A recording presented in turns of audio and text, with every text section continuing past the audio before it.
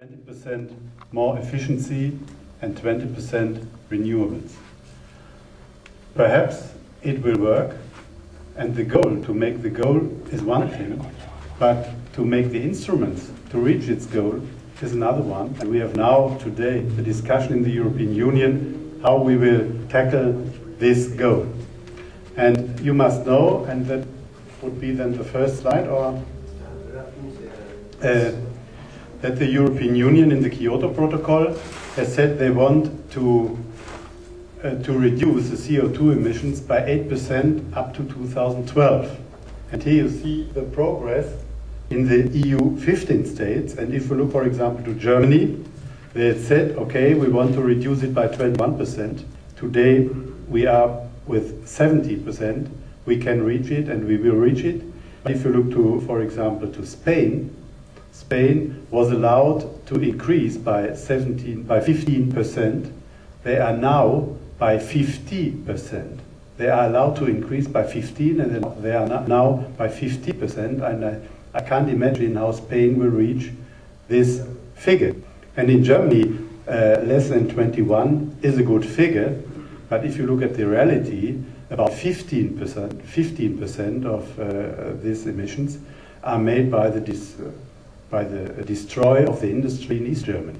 And if you look, the next slide please, to the new member states, they are very, very wonderful, because the figure was 1990. And after 1990, the industry went down, and so the emissions went down. But for them, the next Kyoto Protocol, that is very, very difficult for them. And if you look to Malta, they are not involved because Malta and Cyprus are so small.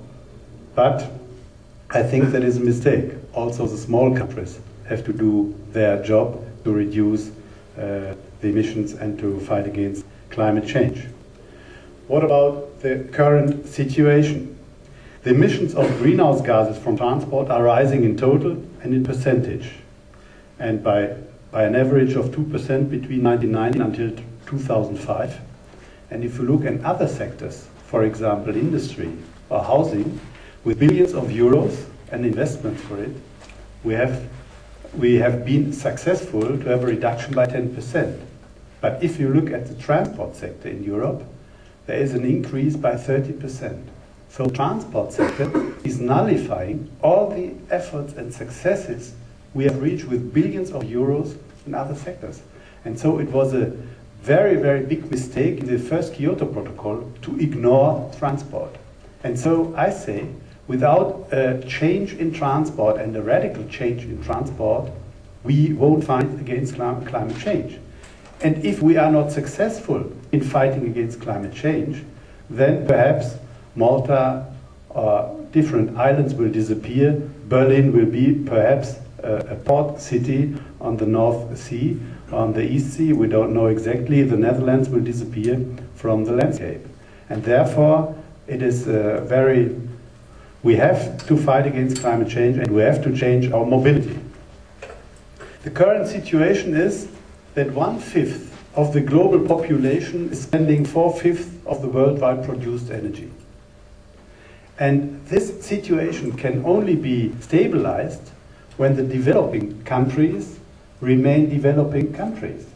But if you look to China, Indonesia, Brazil, or India, they are changing. For example, China, they made a trip to the United States and saw Manhattan, and they said, okay, Manhattan, it's fine.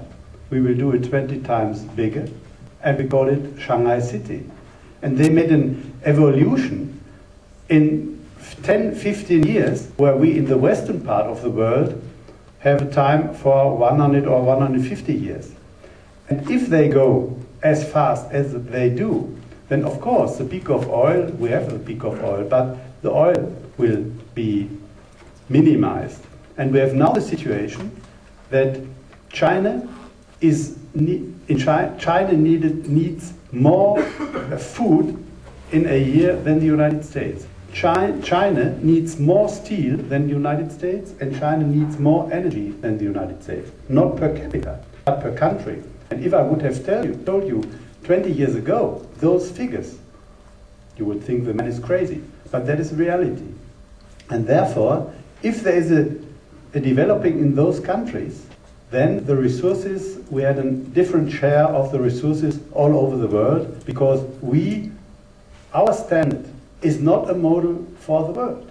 I'm a German, and I can say there was a great philosopher, Immanuel Kant, he said, look, your style of living must be a model for everybody of the world, not for everybody of the Western world. And this principle we are hurting every day.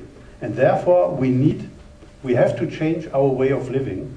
Of course, we need all the possibilities of engineering and so on, but also we have to change our way of living. If you look at the current situation, the next one please, the cars per 1,000 inhabitants.